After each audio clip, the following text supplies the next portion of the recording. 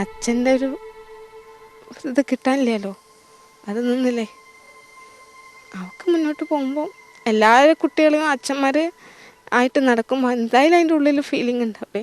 കഴിഞ്ഞ വർഷം ഫെബ്രുവരി 3 ദുബായിൽ ജോലി ചെയ്തിരുന്ന രഞ്ജിത്ത് കോവിഡ് കാലത്താണ് നാട്ടിൽ തിരിച്ചെത്തിയത്. കടവും ബാധ്യതകളുമുണ്ട്. പകൽ സമയത്തെ ജോലിക്ക് പുറമെ രാത്രിയിൽ സ്വിഗ്ഗി ഭക്ഷണ വിതരണ ജോലിയും ചെയ്യാൻ തുടങ്ങി. ഭക്ഷണ വിതരണത്തിനായി പോകുന്നതിനിടെയായിരുന്നു അപകടം.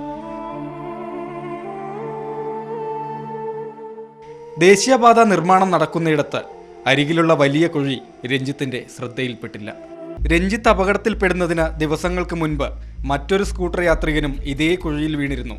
താടിയെല്ലും വാരിയെല്ലുകളും പൊട്ടി.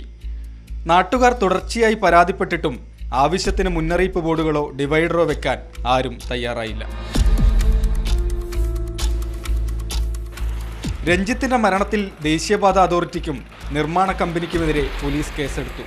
പക്ഷേ കുടുംബത്തിന് അർഹമായ നഷ്ടപരിഹാരം ഇതുവരെ ലഭിച്ചിട്ടില്ല.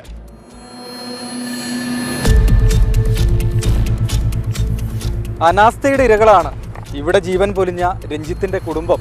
നഷ്ടപരിഹാരത്തിനായി ഇപ്പോഴും നിയമപോരാട്ടം തുടരുകയാണ്.